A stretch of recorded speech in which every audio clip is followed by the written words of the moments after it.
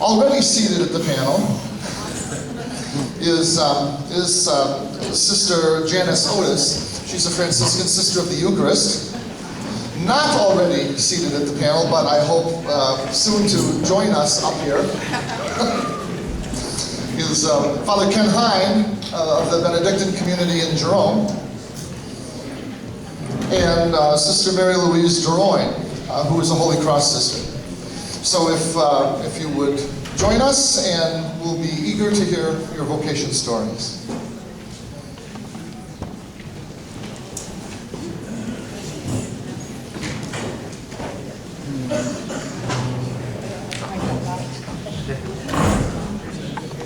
Sister. Good afternoon, everyone. Good afternoon, sister. I know a lot of the priests, at least many of them, and the sisters here because I've been in Idaho for 28 years ministering in different parishes. I am presently working, as my ministry is in the ICU unit of St. Alphonsus Hospital, where I work and try to serve and help families of the patients.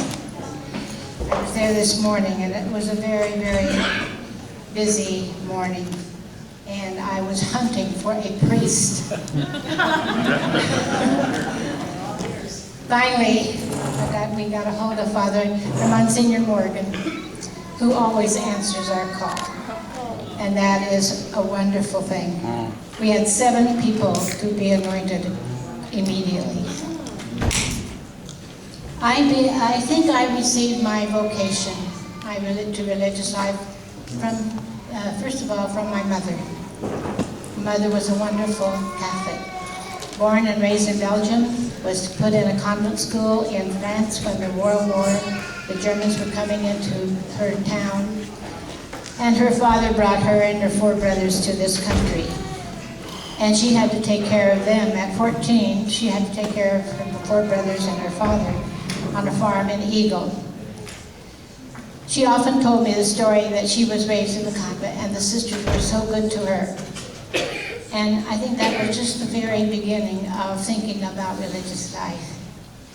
And then I graduated from St. Teresa's Academy, went on to Boise State College at that time for 2 years, and took a teaching. I became a teacher. I had a certificate and taught in the public schools for a year. When I was teaching, one of the sisters from St. Teresa's called me, said, "Come over and I want to talk to you tonight." So I did, and she said, "You know, we're wondering when you would like to come and enter the community." So I consider that God's second call.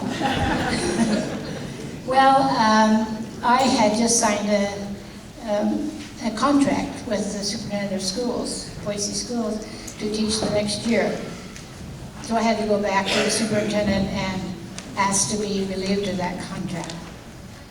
But he was very kind to say that if I didn't quite want to stay being a nun, I could come back and have a job. So I entered the community in 1954 on our Blessed Mother's Feast Day, September 8th.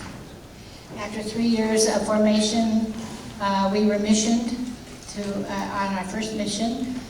I remember making my first vows that morning. That afternoon, the vows of poverty, chastity, and obedience. That afternoon, we were put on a train, and I was given an envelope with $120. I thought, I'm supposed to have the vow of poverty. In all the missions that I've been in 18 different missions in California, Washington State, Utah, Idaho. Every mission, the Lord just seemed to be there ahead of me and helped me through whatever work I had to do. Whenever He assigned me to something, it seemed He gave me the strength and the preparation to do it. Now, I taught in San Mateo, Redwood City, Seattle, La Jolla, and the inner city of Los Angeles. And then I had been teaching first grade for so many years, I finally said to my superior, I am so tired of reading See, Dick, and Spot. So she felt sorry for me. She said, well, what would you like to do? And I said, well, I went to catechism classes when I was growing up. And I feel kind of sorry for the children who don't get to go to a Catholic school. So I'd like to work with religious education. So they assigned me to Holy Rosary and Christ the King Parish in Idaho Falls, where I worked as director of religious ed for 2 years. And then they asked me to go back to Ogden, Utah and be a first grade teacher, which I did. Obedience. Not quite so happy about that. Then they didn't know what to do with me, so my superior made me a bishop.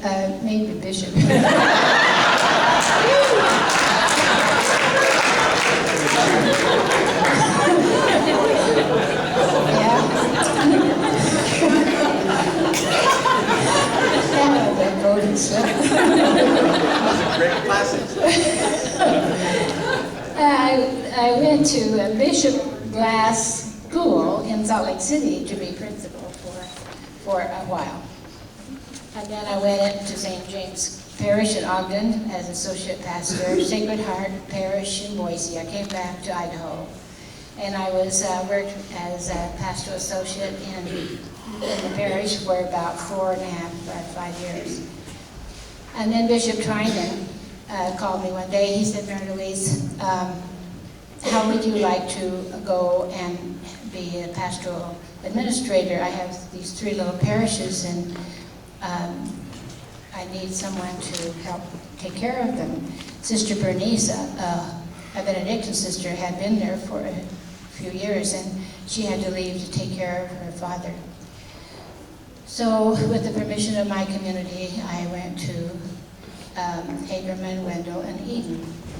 Although I lived in Jerome with the sisters, Benedictine sisters. I was there 8 years and then went to, had a sabbatical from my community to the University of Notre Dame.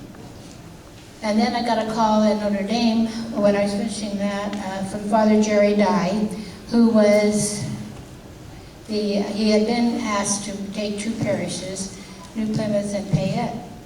And he asked if I would come and help him. And that's because he used to come over at Holy Week time and help me in those 3 little parishes. And he'd be so tired by the time he finished on Easter Sunday that he'd say, I don't think I can drive home. And one of the ladies said, well, all you have to do is get sister ordained. You won't have to work so hard. And then I went from, Father Jerry was a very special friend and a very special co-worker. We had a wonderful ministry together there. And I'd like to just tell this one little story about him and myself. I call it the car wash episode. He had gotten a new car, nice new Honda. We came to Boise to buy supplies for the parishes one day. And he said to me after we had finished buying all this stuff, I need to get this car washed. I said, oh, well, there's a car wash right there, Father. Why don't you take it through there? He said, well, I don't know how to do that. I said, oh, I do, don't worry. So I said, you go over at the end where it comes out and I'll drive it through. Okay. So I got in and drove it into the car wash, but forgot to put the windows up.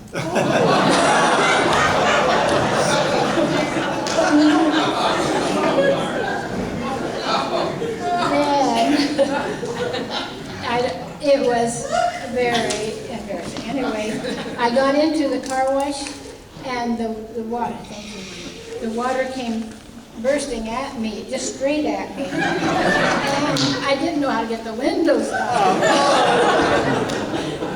Finally I did. And I went on out and Father met me. He said, oh, that's how you get a shower.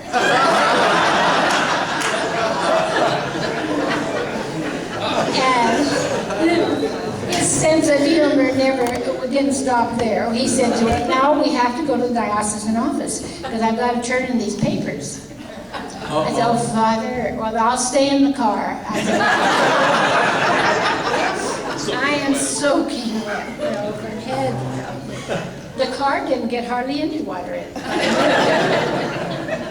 So we went over there, and I said, oh, Father, I don't want to go in. Come on, it won't hurt. They don't know you. So we went in, and I'm, just sopping wet. And the secretary took one look, and she just started laughing real hard. And that brought everybody out of their offices. So I guess even though I was humiliated, it was a joke. It was a good way of entertaining the diocesan staff. Father Jerry and I worked 5 years together, and he taught me so many things, and he was a very holy priest. And I had the advantage, or not the advantage, but the privilege of being with him when he died. I've been a sister of Holy Cross for 58 years. Wow. God has blessed me with his strength and love and joy through the joys and sorrows of religious life. I have been blessed with many wonderful friends in missions I have served. It is a wonderful life, and I am happy that I answered the call. Holy Cross is an international religious community with missions in Africa, India, Brazil, Peru, Ghana, and Uganda, and Bangladesh. Our international novitiate now is in South Bend, Indiana, at St. Mary's, Notre Dame. We have 14 new novices from every continent.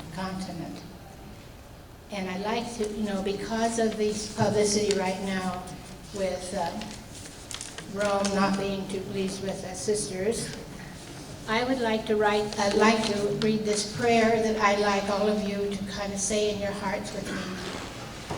It's not a prayer of anger or misunderstanding. It's a prayer to ask God's help to be faithful to our religious life. In this time of pain and promise, we call on God's Spirit to bless the leadership of LCWR, of our congregation, and all women religious who strive to live the gospel in these uncertain times.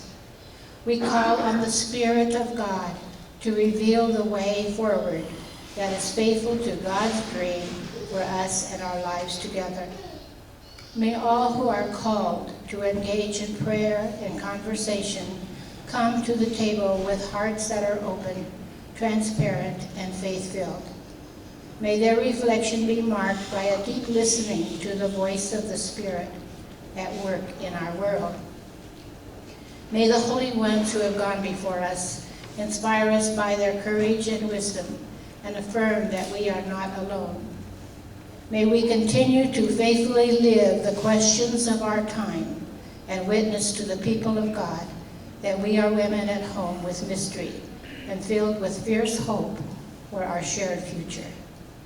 Amen. Amen.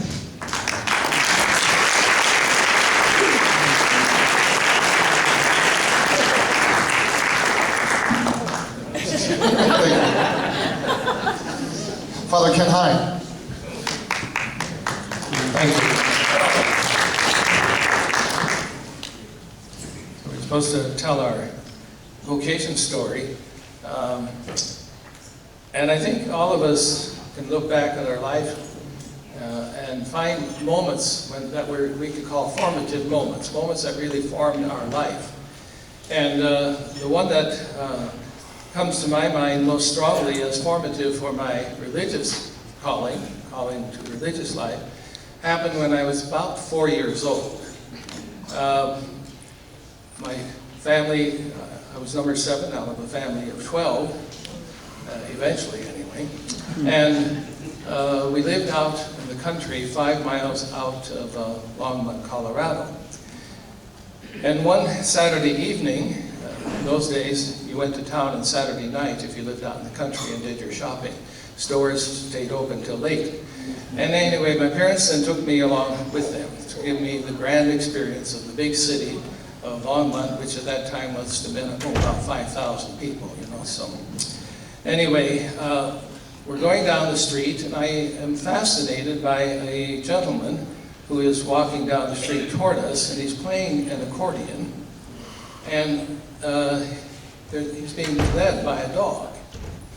And people are dropping money into a little tin can that he had tied to his accordion. And so my mother realized that I didn't quite understand what was going on, and she then said, "Oh, he's blind." And then she realized I didn't know what the word blind meant. And so she said further, "Well, it means he can't see anything. It's like having his eyes closed all the time. And these people are giving him money so that he can live." And suddenly my heart just became so, well, not exactly saddened, but excited about it. I wished I had all the money in the world to give him. I really did. So strongly that when I retold the story later on, I said that I had a nickel and I actually dropped it in his tin cup. Well, that's a damn lie. But anyway.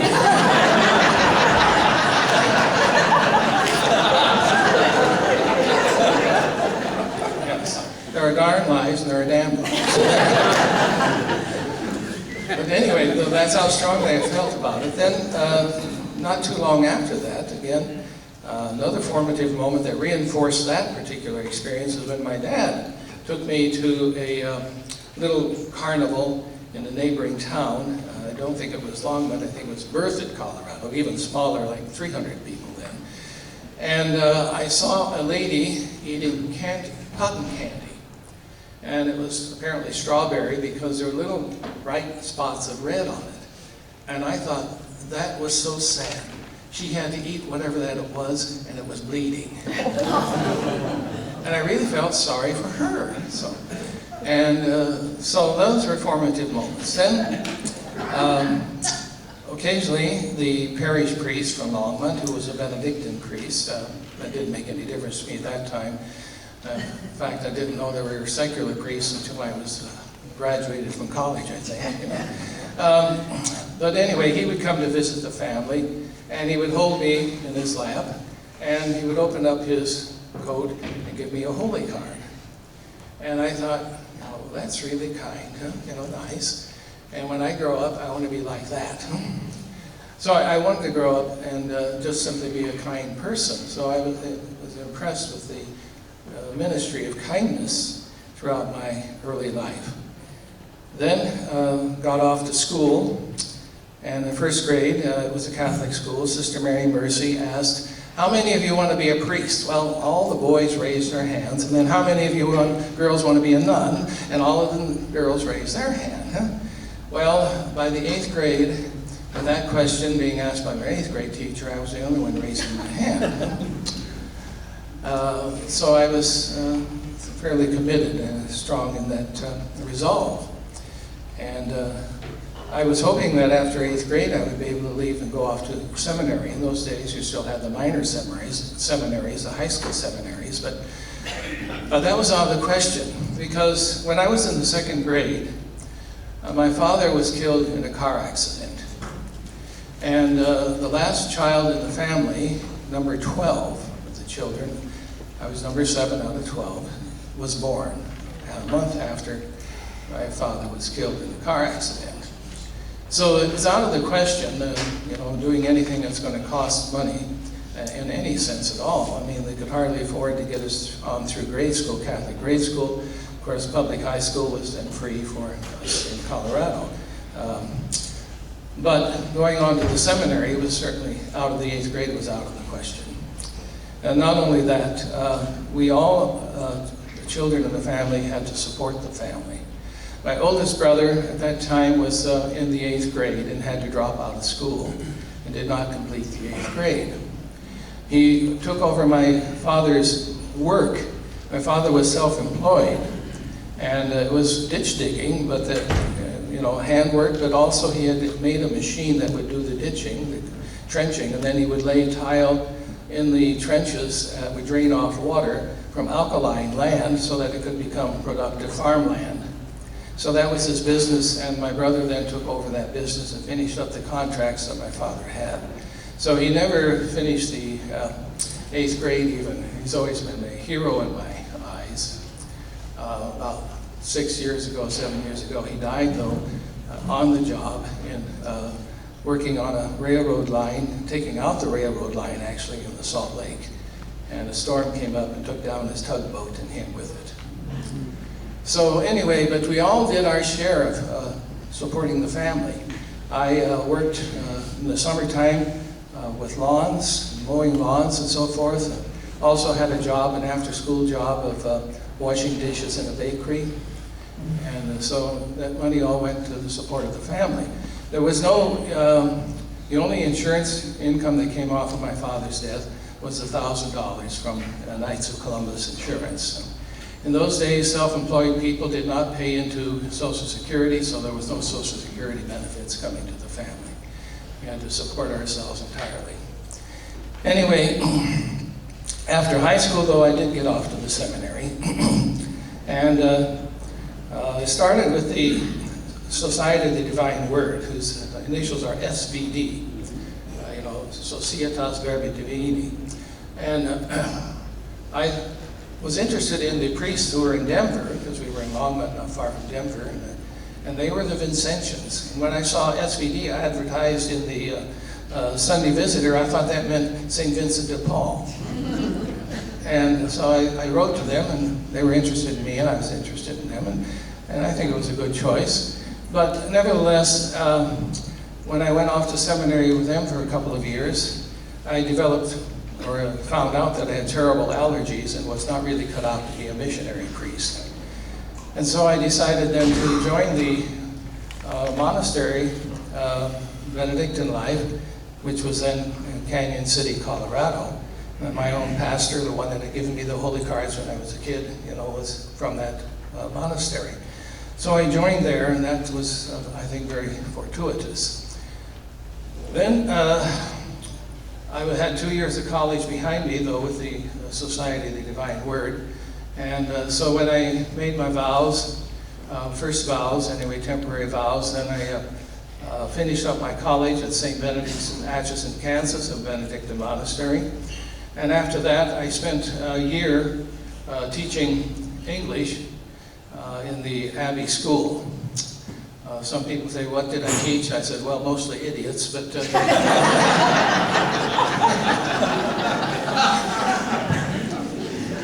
But I really enjoyed it very much, although my first day I was so terribly nervous, and I had a satchel, kind of a briefcase, and I opened it up, pulled out my notes, placed my hand down on the edge of the briefcase, and the lid slammed down on my hand, which much to the great delight of my students. So that's how I got off teaching there. But anyway, after I finished my college then, the abbot had told me that a couple of years earlier that he wanted to send me on for theology in Canada, at Montreal. And I thought, oh, that's neat. And then after I finished my year of teaching, or I finished college, and said I really would like a year off to just, before going on for theology. And so could I teach for a year? So he agreed to that. And after that, he told me he wasn't going to send me to Canada anymore for theology. That instead he wanted to send me to Rome. Well, I wasn't too disappointed about that. So I went on to Rome, to San Anselmo, the Collegio Benedictina there. And after 2 years, though, there, the abbot that had sent me there resigned his office, and the new abbot back in Canyon City, Colorado, said he wanted me back home. And I just put in 2 years of theology. So I asked him what his intention was. And he said, well, I want you to come back so you can teach in our high school. You can teach something that, would be useful to our high school students. And, an advanced degree in theology is not going to be any help. I said, well, why don't you send me to Germany, because we did teach German in our high school. And I can learn German and then come back and teach. So he agreed to that, reluctantly, but he did. And in the meantime, I'd met a German fellow, who had come down from Germany to visit at San Anselmo, and I got acquainted with him. He said, well, why don't you come up to Tübingen? There's a professor there that was, very involved in Vatican II. This was about 1969, so Vatican II was, finished, and I was there for the ending of Vatican II in Rome at the time. And his name is Joseph Ratzinger. So I went up there and talked to Joseph Ratzinger, and he accepted me as a doctoral student. So I don't know, the nuns may not be too happy about that,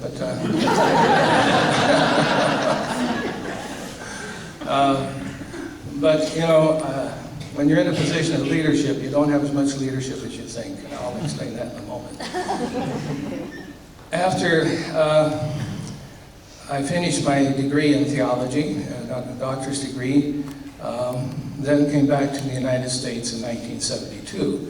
By that time, Joseph Ratzinger had moved on to the University of Regensburg, and I did not follow him to Regensburg, although he did remain my professor and signed off on my thesis. So he's the one whose name is on my thesis.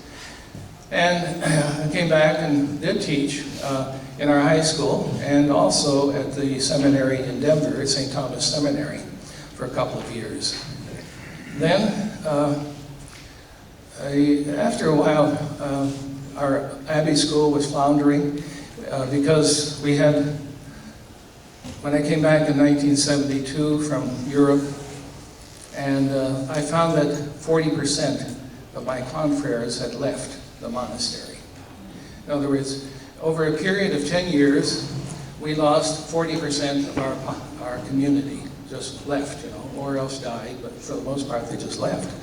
And then I looked back at that and I said, well, maybe it's a good thing I was in Europe at the time. I might have, went on the Exodus with them. They were my friends and confreres.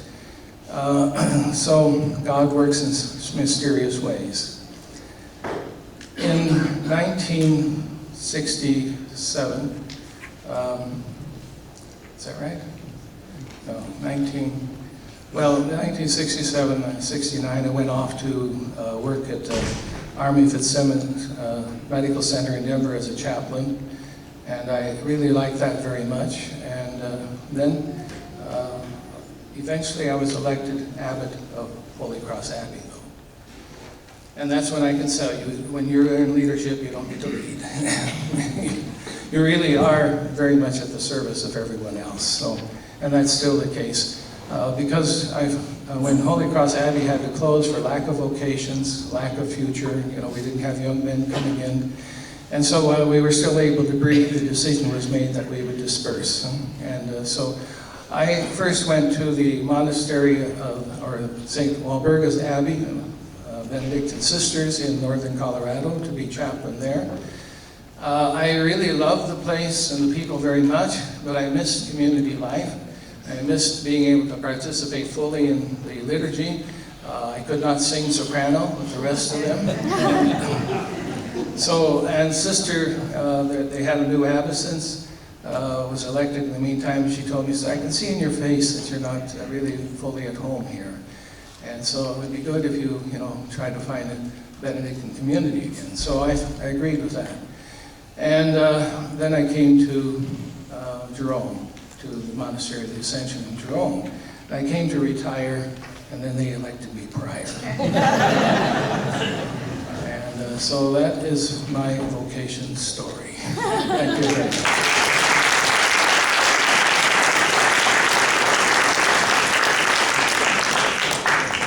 Sister Janice. Hello, everybody. I'm a Franciscan sister of the Eucharist, and I entered the convent when I was 17 years old, just out of high school. I went to La Crosse, Wisconsin to become a Franciscan sister of perpetual adoration. I'd never been on a train, never been out of my mom's house very far, and I had to go by myself, and we had to wear at those times what they called the apostolic uniform, which was the long veil, all of that. And so one of the women on the train thought I was a widow. She asked me that. She felt sorry for me. But they did that. And it took 2 days and 2 nights. And I landed in La Crosse in the middle of the night, not knowing where I was going, who I was going to see, or anything. But I got my vocation originally from my grandmother. I came from a split family where half of the family was Catholic, the other half wasn't. And so my grandmother was a strong Catholic one in the family, and she's the one that encouraged me all my life. Plus, I was the only granddaughter on both sides of the family. I have a lot of cousins that are boys, but no girls. So I went to the convent that way, and I was a Franciscan sister of perpetual adoration from 1952 until 1972. At that time, and I worked in Spokane, Washington, where I was born. I was a teacher, music teacher, my degree in music. I went to Gonzaga University and got a degree in education. So I was also a teacher. And then in 1969, Bishop Trinan came to Spokane to visit the provincialate of the Franciscan Sisters of Perpetual Adoration. And he asked if there was anybody that could come to Idaho to work with the Mexican-American population. And so my provincial said, yes, I've got one that can go. And she said, you're going to go to Idaho.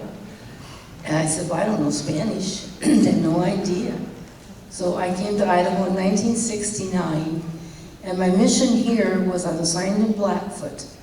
My mission was to find out where the Mexican-American people in that area of eastern Idaho lived, what they did, where the labor camps were. Nobody had ever done that. And so that was Father John Kelch and Monsignor Halsey, the original priests. So I spent the next 6 years doing that. I worked actually for the Diocese of Boise at that time. They were my employers. And we conducted religious education programs and things like that for Mexican Americans in the labor camps. Our second year in the summer, we had 95 First Communion people from those education classes. Then, after that, 1972, our community was a province of the Franciscan Sisters of Perpetual Adoration. And Rome decided then, because of the changes that were going on with religious life and religious communities, and the changes in the church and everything else, that we would become an independent community by ourselves. So they named us as an independent community and then gave us the name Franciscan Sisters of the Eucharist. So our whole province became Franciscan Sisters of the Eucharist. At that time, there were probably about 68 in the province. That was it. We are now 99 with new vocations coming all the time.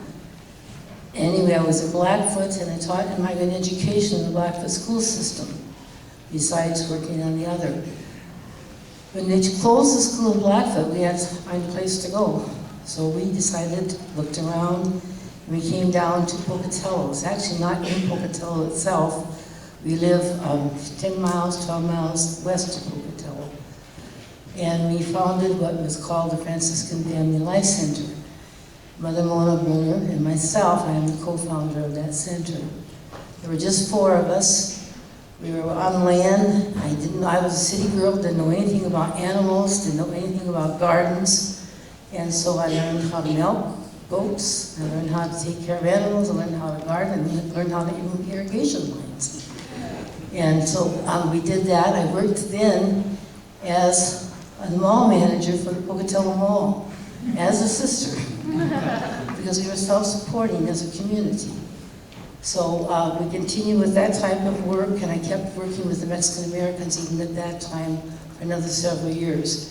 I went to San Antonio to the Mexican American Culture Center for school for a year, and I went back for theology courses one summer with a group.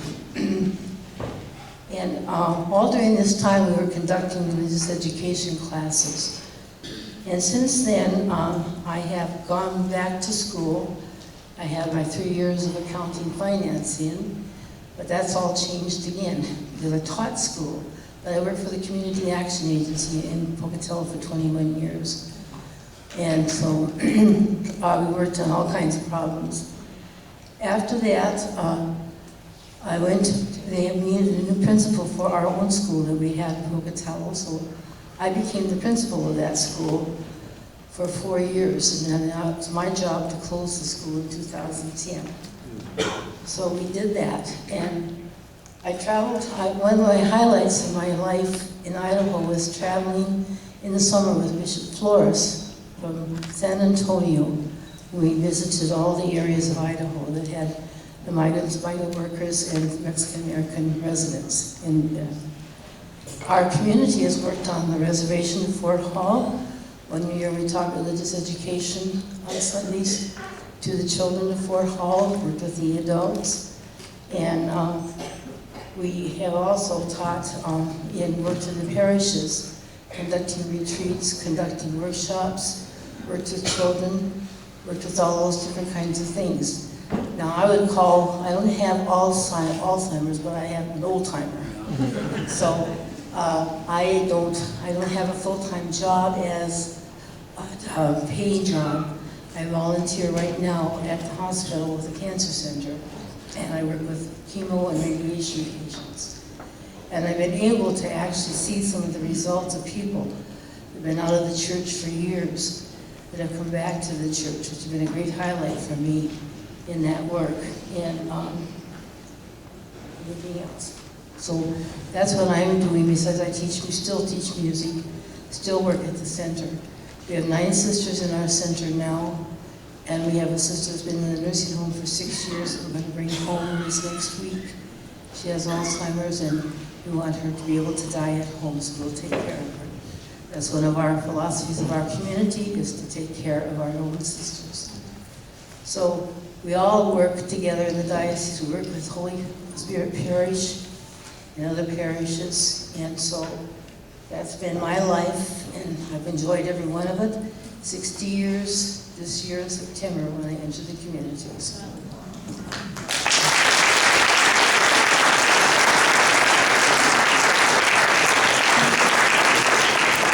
Thank you. A wide variety of experiences in religious life and a wonderful witness to all of us. So at this point, I think we need to, rather than break, but stand in place and stretch and get